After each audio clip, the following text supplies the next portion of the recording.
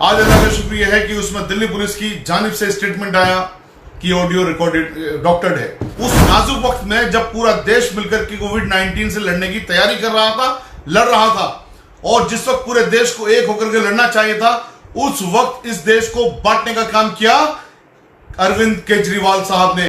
और जिस तरह की रिपोर्टिंग हुई थी, उस रिपोर्टिंग के आधार पर देश को किस तरह से तोड़ा गया।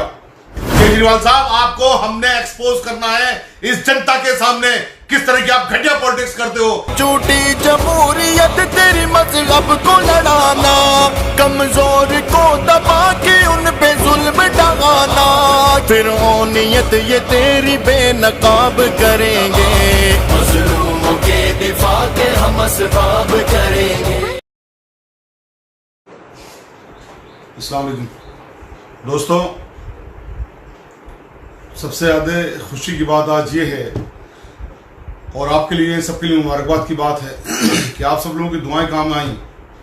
और आज जैसा कि हम कहते थे कि इन्वेस्टिगेशन हो जाने दीजिए, झूठ और सच दोनों अलग अलग हो जाएंगे, तो आज अल्लाह का शुक्रिया है कि एक सच सबके सामने आया, पूरे भारत के सामने आया।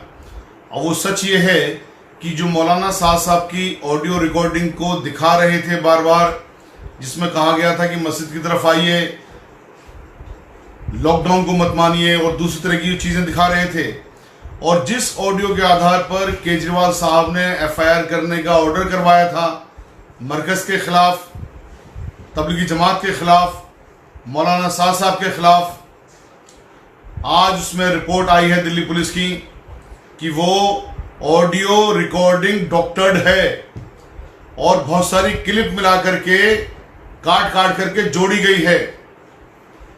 यानी कि उस ऑडियो में जो बात है वो एक बार में कही हुई नहीं है, वो कोई पुरानी बातों को ऑडियो में से काटा गया और फिर एक साथ ला करके जोड़ दिया गया। जैसा कि हमने बहुत बार कहा, जब ये कैरेक्टर एसेसिनेशन तमाम मीडिया हाउसेस कर रहे थे मौलाना साहब के, और उस वीडियो को लेके आते थे कि मौलाना साहब ने ये कहा है, इसका मतलब ये कि मौलाना साहब आतंकवादी हैं, मौलाना साहब तबलीगी जमात आतंकवादी है, फिदायीन है, और ना जाने कौन कौन से अल्फाजों से नवाजा किया।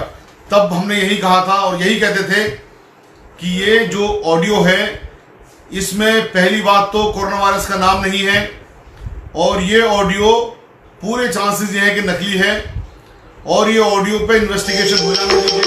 इन्वेस्टिगेशन होके सबके सामने आ जाएगा सच क्या है और झूठ क्या है।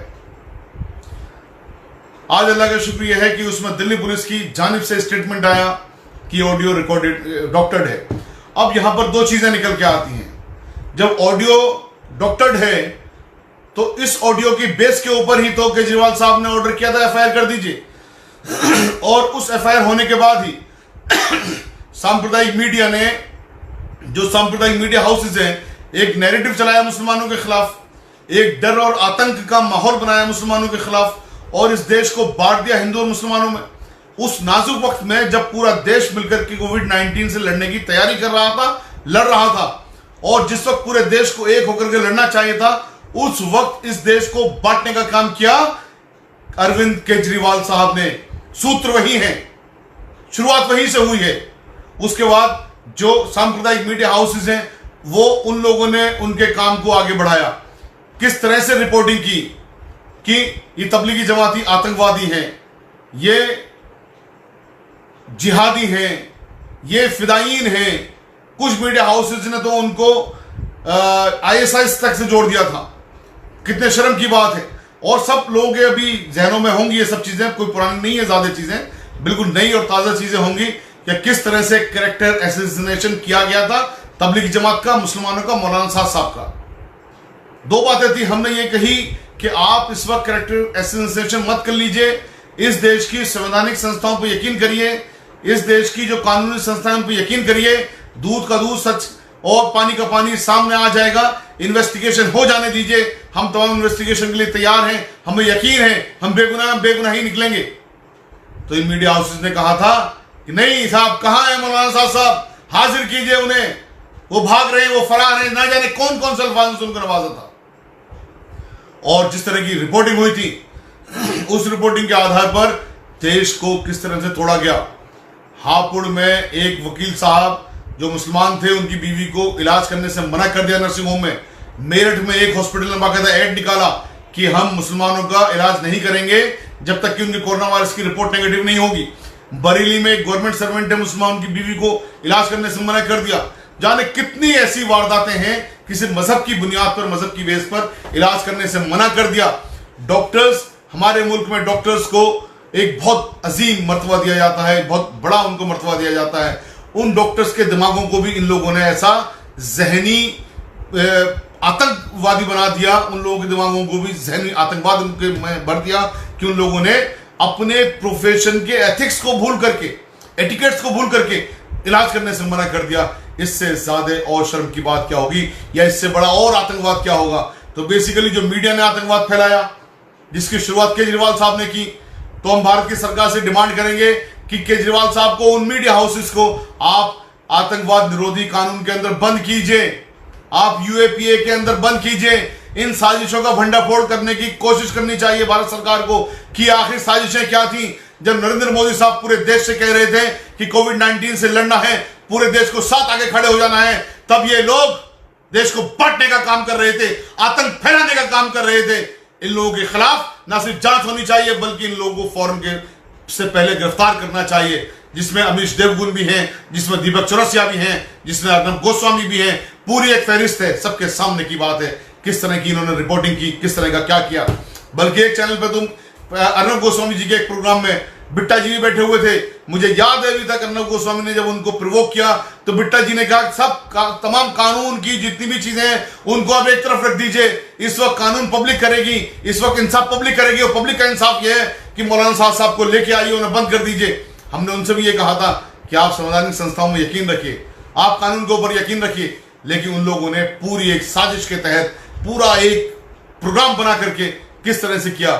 ان لوگوں کے خلاف, مسلمانوں کے خلاف جو اس دیش کا ابھن انگ ہے, جو اس دیش میں نہ صرف آزادی میں جن لوگوں نے اپنی جانیں قربان کی بلکہ آزادی کے بعد بھی جب جب بھی ضرورت پڑی ہے, مسلمان ہمیشہ کندھے سے کندھا ملا کے کھڑے ہوئے ہیں اور ہمیشہ انشاءاللہ کھڑے رہیں گے. دوسری چیز, ہم نے 5 مئی کو PIL بنائی کیجریوال صاحب کے اس کام کے خلاف جو کیجریوال صاحب نے کیا, تبلیغی جماعتیوں کو دلی کے اندر کوارنٹائن میں ڈال دیں انڈیفینٹ پیریڈ کے لیے. کوارنٹائن پیریڈ جو منسٹری آف ہیلتھ کہتی ہے, بھارت سرکار کیوں یہ کہتی ہے 14 دن کا ہوگا, صرف 14 دن کا ہوگا کوارنٹائن پیریڈ. اور کوارنٹائن ان لوگوں کا ہوگا جو کسی بھی کورونا وائرس سنکرمت مریض کے سمپرک میں آئے ہیں, تاکہ ان لوگوں کی جانچ ہو جائے اس 14 دن کے اندر کہ ان کو بھی تو سنکرمن نہیں ہو گیا. 31 مارچ کو تبلیغی جماعت کے لوگوں کو مرکز سے کوارنٹائن کر کے کوارنٹائن سینٹر میں بھرتی کیا گیا. ان کے 14 دن ختم ہو گئے. اپریل میں 13 اپریل کو ان کو 14 دن ختم ہو گئے. پورا اپریل گزر گیا, ان کو نہیں چھوڑا گیا. 6 مئی تک بھی ان کو نہیں چھوڑا گیا. جب 6 مئی کو ہم نے PIL بنائی اور PIL کی انفارمیشن کیجریوال صاحب کے پاس گئی تو انہوں نے ارت فرت فوراً ایک پریس کانفرنس کی, کیونکہ اپنے آپ کو بہت اچھا پولیٹیشین مانتے ہیں. کیجریوال صاحب, آپ کو ہم نے ایکسپوز کرنا ہے اس جنتا کے سامنے کس طرح کی آپ گھٹیا پولیٹکس کرتے ہو. انہوں نے فوراً پریس کانفرنس کی اور یہ کہا کہ ہم نے 4000 تبلیغی جماعت کے لوگوں کو دلی سے چھوڑنے کا آرڈر کر دیا ہے. 6 مئی کی رات کو 7:15 بجے یہ ان کا ٹویٹ آیا. پہلی بات تو دلی میں 4000 تبلیغی جماعت کے لوگ نہیں, 3280 لوگ ہیں کوارنٹائن سینٹرز میں.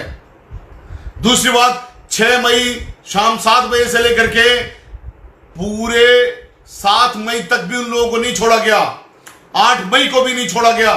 کل جب رات کو ہم نے ایک لائیو چلایا, وہ لائیو فیس بک سے ڈیلیٹ ہو گیا پتہ نہیں کیسے.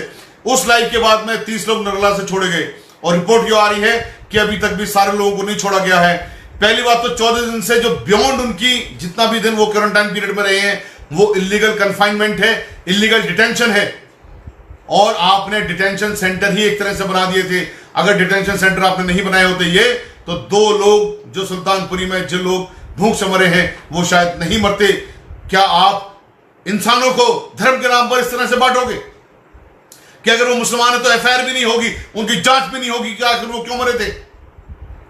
2 لوگ کوارنٹائن سینٹر میں مرے ہیں, ان کی جانچ کیوں نہیں ہوئی ہے ابھی تک, ان پر FIR کیوں نہیں ہوئی ہے ان کے خلاف, ان کے جو ڈیتھ ان کی ہوئی ہے اس بارے میں. یہ تو قانون ہے نا سیدھے سے कि गवर्नमेंट कस्टडी में या पुलिस कस्टडी में, और क्वारंटाइन सेंटर भी तो आप ही कस्टडी में हो गया ना।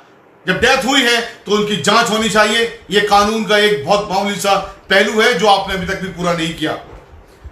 हमने इसीलिए दिल्ली हाईकोर्ट में प्यार लगाने जा रहे थे, लेकिन आपने चूंकि माहौल ये बना दिया कि साहब आपने ऑर्डर कर दिया है उनको छोड़ने का, तो हमारी अर्जेंट हियरिंग की जो एप्लीकेशन थी वो अर्जेंट हियरिंग की एप्लीकेशन हमने प्रेस नहीं की। लेकिन अब कल तक का वक्त आपके पास है। कल तक सारे लोग अपने अपने घर नहीं पहुंचे। जिन लोगों के खिलाफ केसेस है उनको छोड़ करके, जिन लोगों के खिलाफ केसेस है हमें यकीन है ऑनरेबल कोर्ट से हम उनको जमानत करवा लेंगे, इंशाल्लाह उनको भी छूट जाएंगे वो भी। लेकिन जो बाकी लोग हैं उनको आप छोड़ने का काम कीजिए। अगर नहीं छोड़ा गया तो मंडे को इंशाल्लाह सुबह 9:30 बजे आपके खिलाफ यहां पर मेंशनिंग ऑनरेबल हाईकोर्ट के अंदर करके हम ये पीएल करने जा रहे हैं। उत्तर प्रदेश के अंदर से भी खबरें आ रही हैं कि वहां भी बहुत सारे लोगों को नहीं छोड़ा गया है क्वारंटाइन पीरियड के बावजूद भी। हालांकि वहां से खबरें ये भी आ रही हैं कि बहुत सारे लोगों को छोड़ दिया गया है, बहुत सारे लोगों को 14 दिन के बाद ही छोड़ दिया गया, बहुत सारे लोगों को नहीं छोड़ा गया है और अभी भी पड़े हुए हैं। मथुरा के अंदर है, मथुरा के अंदर जो लोग हैं उनसे मेरी रात भी बात हुई, उन्होंने कहा अभी तक नहीं छोड़ा गया है, उम्मीद है शायद आज छोड़ दे। तो हम उत्तर प्रदेश की सरकार से भी ये बात करते हैं, ये मांग करते हैं कि उनको फौरन वहां से छोड़ा जाए। कोई गुनाह नहीं है उनका मुसलमान होना, और कोई गुनाह नहीं है इस हिंदुस्तान के अंदर किसी का भी मजहब, जो भी मजहब होता है उस मजहब के बिना पर, उस मजहब की वजह से। आर्टिकल 25 हम सबको अपने अपने मजहब को पालने का, अपने अपने मजहब के साथ रहने का, उसको पूरा करने का पूरा हक देता है। इसलिए हम आपसे भी मांग करते हैं कि आप उनको फौरन छोड़ने का काम कीजिए, वरना मंडे को इंशाल्लाह आपके खिलाफ भी हम ऑनरेबल हाई कोर्ट के अंदर एक पीआई लगाने जा रहे हैं। और उसमें पीआई में सिर्फ हम एक पिटीशन ही फाइल नहीं करेंगे, उसके अंदर और भी बहुत सारे रिलीफ्स होंगे। तो उन सब चीजों के जिम्मेदार भी आप ही होंगे। और एक बात मैं आखिर में कहना चाहता हूं, हमारे मुल्क में एक नारा आपने अक्सर पढ़ा होगा, खासतौर से तिरंगे की जब जब बात आती है तब तो पढ़ा होगा, सत्यमेव जयते। आखिर में जीत सच की ही होती है और सच की ही होकर रहेगी इंशाल्लाह। सच के साथ खड़े रहिए, कानूनी संस्थाओं का सम्मान कीजिए, कानून के साथ खड़े रहिए। जिस तरह से कानून में भले देर होती है, हमें बेइज्जती सहनी पड़ती है, उसको सही है, बर्दाश्त करिए। इस्लाम नाम ही बर्दाश्त करने का है, बर्दाश्त करिए।